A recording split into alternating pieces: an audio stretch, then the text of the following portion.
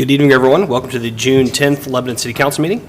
Our first order of business will be the Pledge of Allegiance. Councilman Kincaid, will you lead us, please? I certainly will. I pledge allegiance to the flag of the United States of America and to the republic for which it stands, one nation, under God, indivisible, with liberty and justice for all. Thank you, sir. Welcome. Next will be the roll call of members. Madam Clerk, will you call the roll, please? Councilmember Kincaid. Present. Councilmember Campbell. Here. Councilmember Jones. Here. Councilmember Robertson. There. Councilmember Copeland. Here. Councilmember Wheat. Absent. Councilmember Fleming. Present. Thank you. Next, we'll move on to the approval of the minutes from our previous meeting. Any changes, amendments to the minutes? We approve the minutes. We have motion to approve. Is there a second? Second. Motion and a second. All in favor, say aye. Aye. Those opposed? All right, minutes are approved. All right, first item up here I have under old business is Ordinance 2019-06, which is a PUD rezone for Sunbrook Villas, and this ordinance is on second reading. I'll turn it over to Kevin Krulik to introduce this. Thank you. Just filling in for Ben tonight. Obviously, this is second reading, so I'm not going to get into a whole lot of details on the project. The project is Sunbrook Villas, located near the intersection of 250 North and Witt Road. The project is 32.61 acres, totaling 110 lots. This is a PUD zoning request. This is an age-targeted or lifestyle-targeted residential neighborhood, single-family detached residential homes. With that, I'm happy to just allow the petition to stand on the presentation from last meeting. Unless you have any further questions or concerns, I'm happy to try to answer those. Adam Mears with the developer, Gradison Land Development, is also here to answer any questions or concerns you might have. Any questions for Kevin at this point? I do not. Okay. Anything you want to say, Adam? Thank you very much, Mr. Mayor, members of the commission, or council rather. Happy to be back again. I know we went through this last time. I just want to let you know I'm here if you have any questions for me through the, I guess, Plan Commission and then first reading. You guys have heard enough of me. But if you have any other questions, again, I'm here. And we look forward to hopefully getting your approval on this and moving forward. Yep. Thank you. Thank you. Okay, at this time, before we have any council discussion, any public comment concerning this ordinance? Please just step forward, state your name.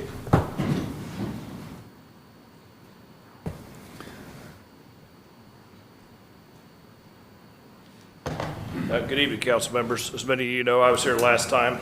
Some of you were absent. Dave Dean, resident at 1190 West 275 North, adjacent to the proposed subdivision that you're hearing tonight. I do have for council some signed petitions that we went around with. Now, you know, one of our concerns is a lot of our is traffic,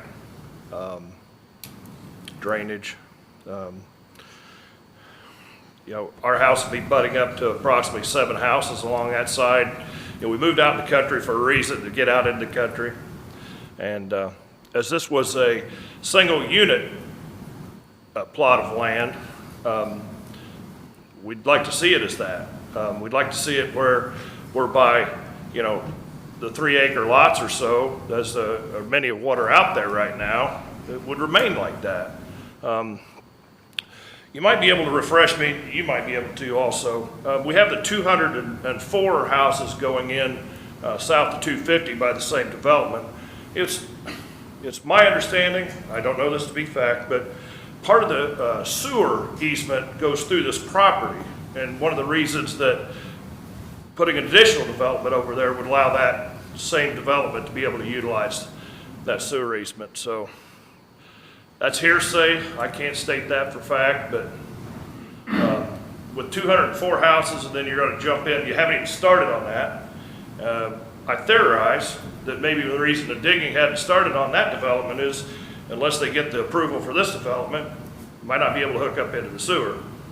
So, like I said, that's all hearsay, but that should be knowledge that somebody should be able to have. So, we're not opposed to things going in over there. we'd just like to see some larger scale homes, you know, a 1,200 square foot home at $220,000 to $240,000. I kind of have a hard time stomaching that, but, you know, say a 3 acre lot, the D'Amico's over here, they built theirs, had 5 acre lot, house next to me, 2.5 acres, and on down the line, down 275, into the 2.5 to 5 acre lots. So, just wanted to voice my concern and not opposed to something being there, but would just like to have something besides, and I hate to use the quote, a vinyl village. So, most of you were all here, and you probably read the proposal that most of those homes have just a small brick facade on them. So, I'm not trying to condemn or condone anything that's going on, but you're going to have 204 of those same style houses, and then you're going to drag another 110 over there. So, anyway, just wanted to express my concern about the proposal. Would you like? Sure, if you wanted to pass them down, you could. Thank you. Thanks, Dave. Thank you. You're welcome. Any other public comment? These all copies or? Okay. Any council discussion? I'll just comment, I can appreciate the concern and everything, but I mean, the developer, he probably wouldn't mind building, instead of 110 units, maybe 75 if he can sell them, you know, and have, you know, $380,000 houses instead of 240. But I think it's the economics is what he's dealing with, and then, you know, they got approval from the plan commission, so it fits everything. I know it's just, it's, you know, there's always somebody that's not gonna like whatever happens, and somebody else is gonna like it. The rules are gonna allow it. That's just the way things are, but, you know, we take that stuff seriously, so they have to play within the rules. But what I do see in a lot of other communities is, something like that happens, the roads out there will get upgraded sooner than if there was still nothing out there. So that's going to be a benefit going forward in the future, just based on past experience and past observations on the road structure. So I just know that Kevin and his team, and, you know, they're going to do everything they can to make sure everything is as good as it can be, and so forth and so on. But, you know, the 1,200 square feet, the houses they've been through? Sun Villa? Yeah, the smallest one starts just over 1,200. Is that 220,000? Yeah, in that range, starting out, So that's what, $180 a square foot, something like that? somewhere in there. Which would means your houses are going to be worth $180 a square foot. So, you know, someday or some way. So, anyway, we appreciate your concerns. So that's my comment. Any further discussion from council? Additional public comment? Okay, let's go ahead and read the ordinance in on second reading. Thank you, Mayor and Council. Ordinance number 2019-06 is an ordinance amending ordinance number 07-16, the Unified Development Ordinance. The Common Council adopted ordinance number 07-16 as the Unified Development Ordinance. The city is subject to the UDO.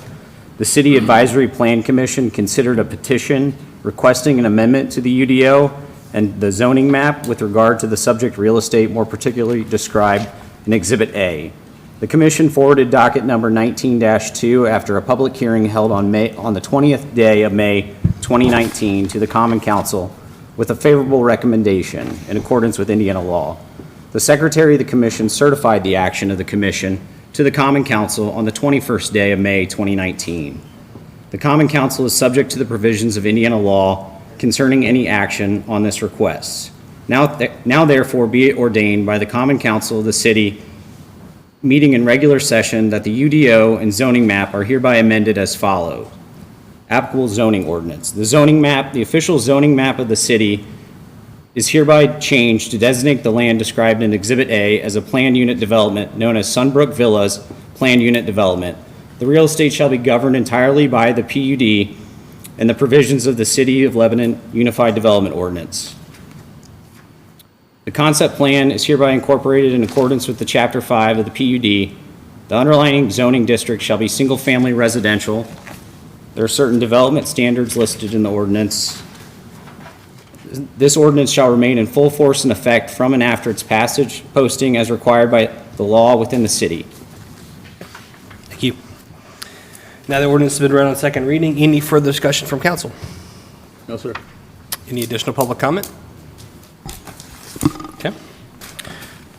This time we'll entertain a motion concerning ordinance 2019-06.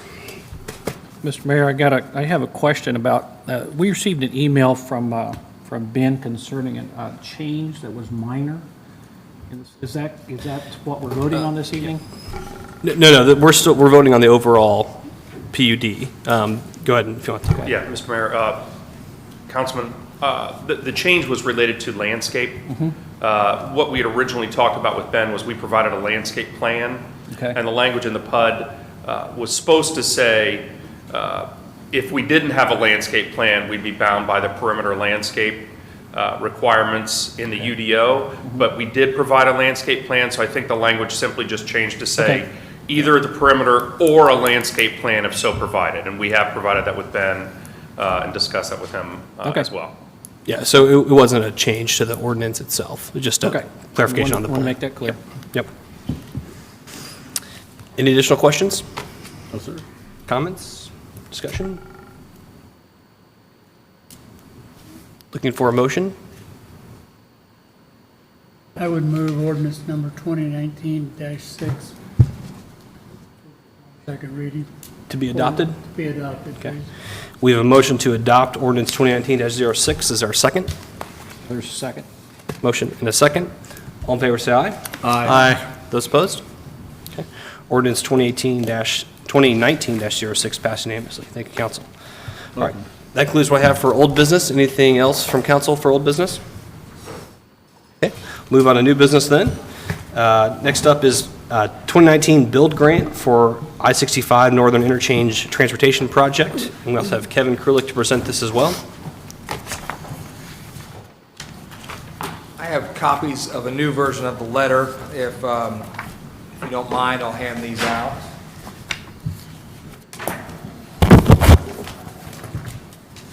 The letter that's being passed out is virtually identical to the one you received with your commission packet. The only thing that has changed is the signature blocks on page 3.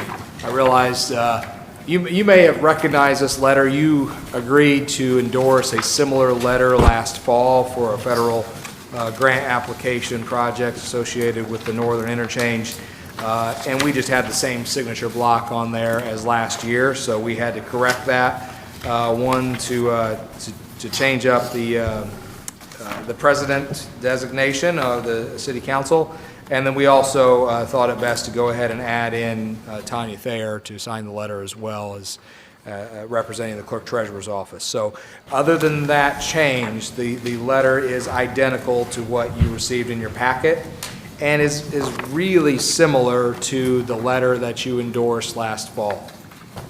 Basically what we're looking at here, this is the Northern Interchange. This is a letter that we will be submitting to the Office of Federal Highway Administration for the upcoming build grant that will open up here and be completed in mid-July. There's a lot of numbers on these pages here, and but the bottom line, I guess what I'd like to draw your attention to is that when you add up the commitments that we're making in this letter, outside of the commitment for the State Road 39 relinquishment from the state and the money that's associated with that relinquishment, we're only talking about a $2.1 million commitment that is outside of those relinquishment commitments that the city would be dedicating to the project. So the current estimate, and there's been some revisions to the overall plan. We were talking about this time last year a $68 million interchange. That interchange cost now, with some reusing of existing alignments, some eliminating of aerial crossings of the railroad, is now down to in the $43 million range. What we have heard from Federal Highway and from NDOT is that this is the type of commitment that they are asking us to put forth, that they can support. They will also support our build grant application.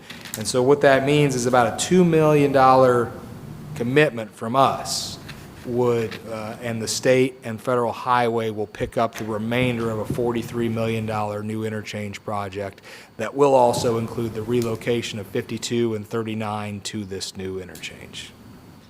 So again, nothing has really changed from what we've talked about before, other than what I've said is that we're looking at reusing some of the existing alignments. And particularly that existing alignment is 300 as it crosses the railroad tracks is where we're going to swing the new interchange back to that old alignment and avoid doing any major signal crossing upgrades, any elevated grade separated crossings of that railroad crossing. So that's where most of the cost savings has really been attributed to at this point. What we'd like tonight is just, we recommend that you adopt a position in support of this letter, and that we can get this letter signed and sent off to Secretary Chow at Federal Highway, and hopefully this will be an important part of our build grant application going forward. So Kevin, did you say they're looking at an existing alignment now instead of a new alignment? I did. Let me clarify that. The location of the interchange itself will be new. It will still be north of the 300 overpass as it sits today. The interchange is 65. So the interchange of 65 will still be located somewhere north in the fields north of 300. Okay. But as the road then goes east and crosses 150 Witt Road, there'll be a large series of S-curves that will put that road, 39, back onto the 300 alignment, and so that it will cross the railroad tracks at the same point where it crosses today to eliminate signal upgrades, to eliminate grade-separated crossings. It also eliminates wetland crossings that we see in the wooded areas north of 300 anywhere we would have crossed that field. So eliminate some environmental impacts as well. Again, that is a tentative alignment based on input that we've heard from NDOT. It's not by no means a final alignment. There will still need to be an interchange justification study to determine exactly where that alignment will be. Still has not been determined yet. Not fully determined. Okay, all right. But the completely new crossing with the grade separations at the railroad tracks, that has been eliminated. It has been put back on a 300 at the east end of the project, and that's where most of the cost savings has come to. We're not building a bridge. Yeah, building a bridge over the railroad, yeah. And NDOT's in charge of that, right? NDOT will be completely in charge of this. That's the other thing, too, that we've heard from NDOT. What they're going to say is you commit the $2 million, we take over the whole project. They will control the project with our input, of course. We've already done our interchange feasibility study, but it will be a state and federal project at that point. And I have another question. We can change with the fund where the money comes from, but that's not the amount, right? Correct. So what you just put down there is just hypothetical right now. Hypothetical. Right. Yep. As you can see on page 2, we kind of look at some of the funds that we could pull this from: food and beverage, surplus general funds, potentially redevelopment commission, and then there's the the State Road 39 relinquishment. So that's where we get to those totals that we talk about. But again, bottom line, the state and Federal Highway are looking for a $2 million local commitment, which, as a frame of reference, typically when we're talking about new interchanges, the state or Federal Highway would typically demand a 50% participation from the local entities. But this is such a high-profile, high-priority project for the state of Indiana, that's where they're willing to support it at this level.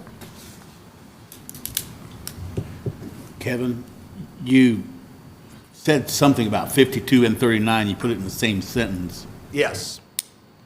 you repeat that for me, please? Yes, so the goal of the state would be, when they build this new interchange somewhere north of 300, that 52 will, as you come south on 52 will now curve to the east and connect to 65 at this interchange. There will no longer be the point where you get on, where you transfer from 52 onto 65 today, that will eventually be closed. 39 will no longer go all the way through town, through our downtown, and connect to the interstate at the 39 bridge, or the Lebanon Street Bridge. It will curve somewhere north of 300 onto the 300 alignment and end up at this new interchange. So both of those federal and state highways will now be realigned to this new interchange and will no longer go through the city. This will also allow the state to remove the left-hand exit off of 65 South onto Lafayette Avenue. Will allow them to eliminate the flyover from Lafayette Avenue northbound to 52. There will be a more traditional, clover leaf, not a clover leaf, excuse me, but a traditional standard diamond interchange on that northern location now. At the, what is now the 52 and 65 location? No, that will just go away. The new one? The new one will be a Okay. traditional, I think a traditional alignment like State Road 39, or Yeah. maybe 32 and 65 is a better example. That type of alignment, we're talking about a standard interchange alignment up there. So they'll eliminate the ability to access 65 north from Lafayette Avenue? Yes. Correct. Okay. That's the intent, it seems to be, that's the direction the state is going. Again, though, the state is in the middle of, they've just released design contracts for the widening of 65 north of Lebanon. They've just released design contracts to study the feasibility of all this. So they're also doing their own studies to determine what they think is the best outcome, the best option for them. Have we studied the impact of taking over 39 and the cost of that going forward? We've looked at that, we've thought a lot about it. I can't point you to a fiscal study on what that will mean to the city in terms of burdening our street department with the additional maintenance. I mean, we do know it's about 2 miles of additional street that we'll have to maintain. And we maintain about 100 centerline miles of street today. So I'm not going to sit here and tell you it's only a 2% increase, because it will be one of our largest roads. It will be one of our most heavily traveled roads. You will see the traffic counts on 39 on Lebanon Street drastically reduced from where they are today if the 39 through traffic is diverted off of it. But it's tough for me to justify exactly what another 2 miles of street would cost us to maintain. Well, that's 2 miles of super street, because part of it is 5 lanes wide. Correct. So a half a mile of 5 lane is 2 miles and something. But what I would also know. say is, it doesn't have to be 5 lanes forever. Once we control it, we could do whatever kind of upgrades or beautification projects to that. We could add medians to it.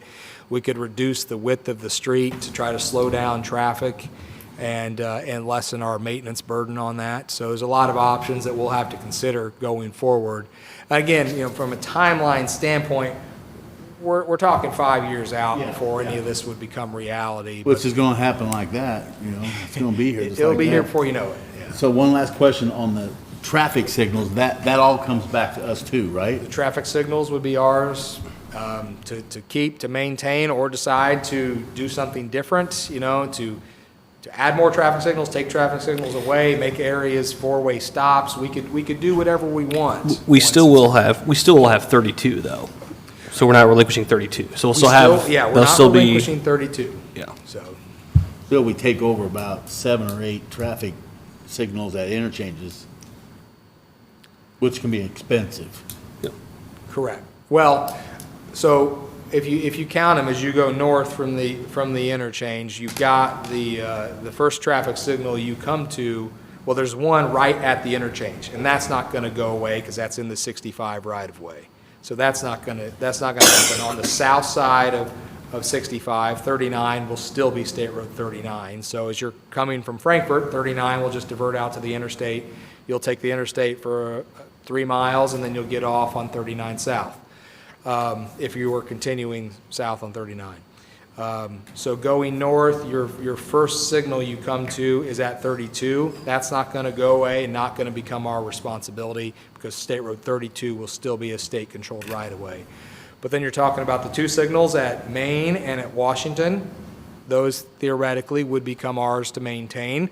I will say as they are right now, though, they are ours to maintain because of the agreement we put into place with the state to allow us to put the decorative materials out there. I didn't know So that part. those are already ours. All right. And then as you go north, the next light you come to would be Camp Street. And then there's a light at Northfield Drive.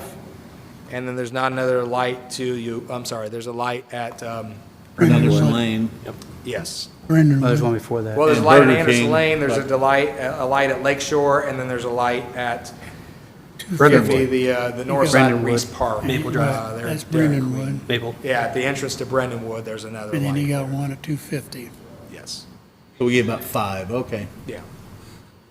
All right, thank you. But then it's also, as Kevin mentioned too, right, we then, with traffic changes, right, if there's a new interchange north of town, does that change how the traffic flows through town already, right? Or, so, it's hard to say how it all would work with it's hard to theorize on how it would work with that. So. I think one of the first things we would do in this next 5 years, assuming the grant application is successful, immediately I think we'd need to look at a feasibility study on what is the future of 39 Lebanon Street going to become?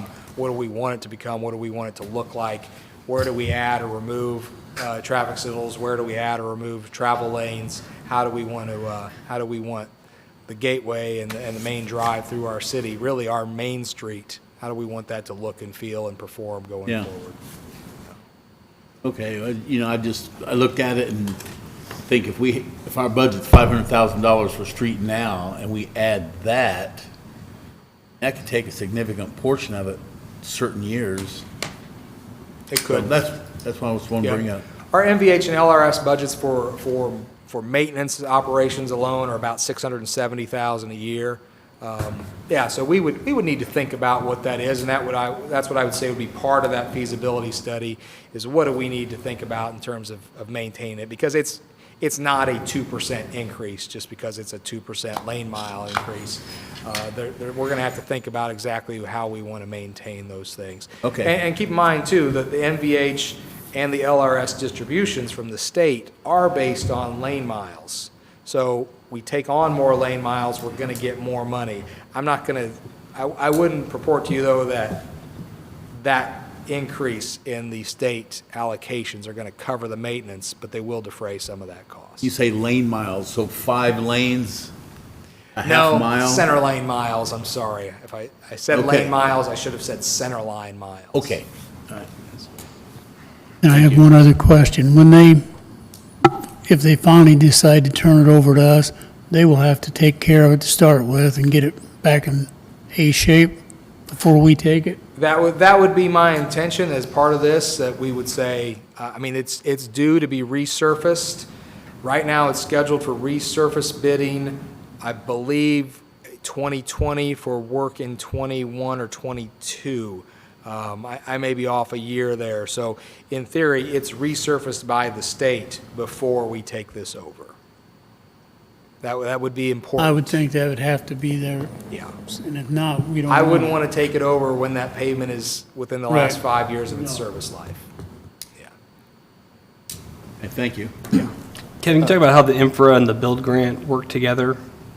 Or are they separate, or? They're two federal highway grant programs. I don't think we'll get both.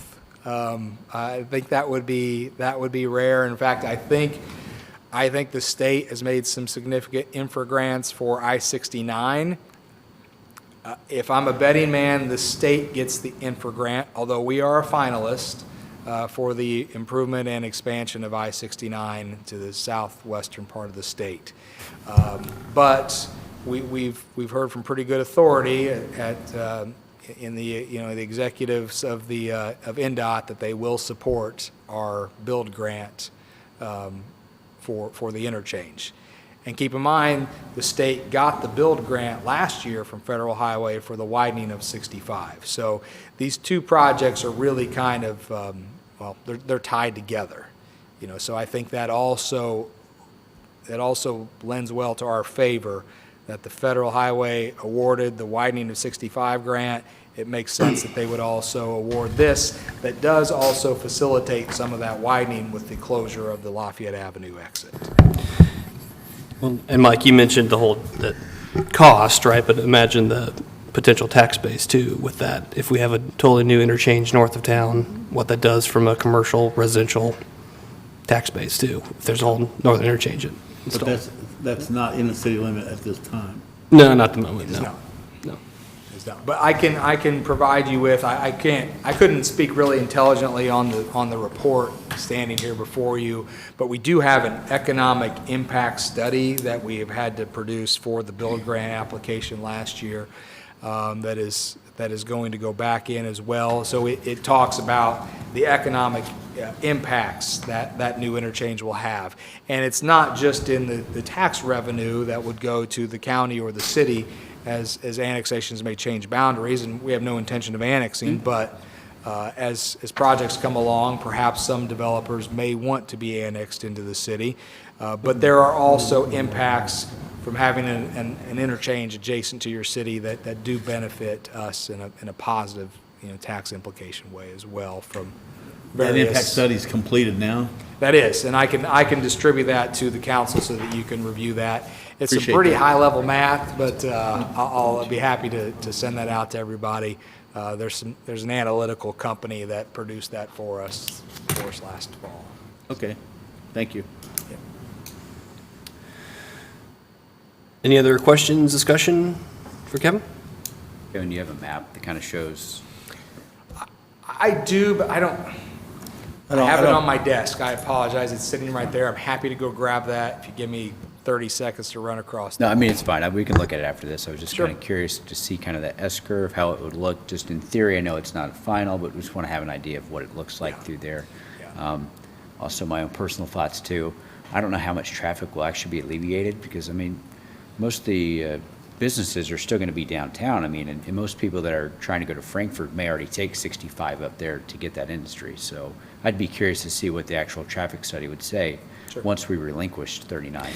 Yeah, which exit do you use to get home if you're coming back from Indy?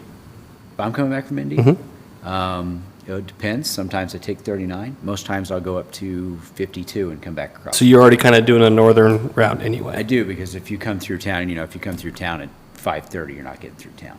Okay, so if there was a more standard intersection up there, you think you use that one all the time? Fair point, sir. Fair point. I'm just saying. I'm just talking about the minute. Yeah, okay. I'm happy to also send you, in addition to the economic impact studies that was done, the traffic impact studies that look at the state road and the local roads and sort of project what traffic will do as the interchange opens and even is in use for 20-plus years into the future. So Okay, thank you. We had to do those types of things with the interchange study that we did, so we have all that. So a lot of you probably have these reports already, but let me put those at the top of your inbox so you can take another look at those, and we'll go from there if you have more questions. Thanks, Kevin. Yep. Okay. Any further questions? Sure. Okay. So we're just looking for approval council approval of the letter. Is that fair? Yeah, I don't remember what we did last fall in terms of it was I don't think a resolution is required, and perhaps council could tell us what exactly is needed to endorse a letter. Okay. But, My attorney just told me we also need to do a public hearing on this as well, too. Okay. So at this time, I'll open the public hearing concerning the Northern Interchange letter. If you have any comments, feel free to step forward and share those with us. No pressure, Steve. Okay. This time, then, I'll close the public hearing on the letter.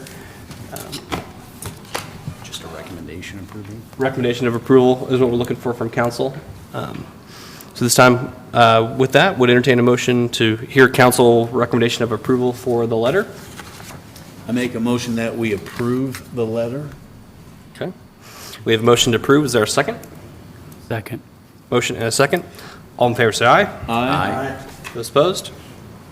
Okay, that is approved. We'll, do we have an official copy we're all going to sign? I'm going to call this one the official one. Okay. I'll start it here with Mr. Campbell, and if you can just pass it down the way. Page 3 is the signature block page. I think we can get everyone's signature with the exception of Don't go Tom's. home with it this time. Yeah, don't leave until you sign it, please. Thank you. Okay. All right, that concludes what I have for new business. Is there any new business from council? No, sir. Any discussion, announcements, anything like that? Not from me. Okay, move on to claims then, and we'll entertain a motion concerning the claims. Make a motion, we pay claims. We have a motion to pay the claims. Is there a second? Second. Motion and a second. All in favor, say aye. Aye. Those opposed? Claims are approved. And we'll entertain a motion to adjourn. So moved. Motion to adjourn. Is there a second? Second. Motion and a second. All in favor, say aye. Aye. Those opposed? All right, we are adjourned. Thanks for watching. Thank you.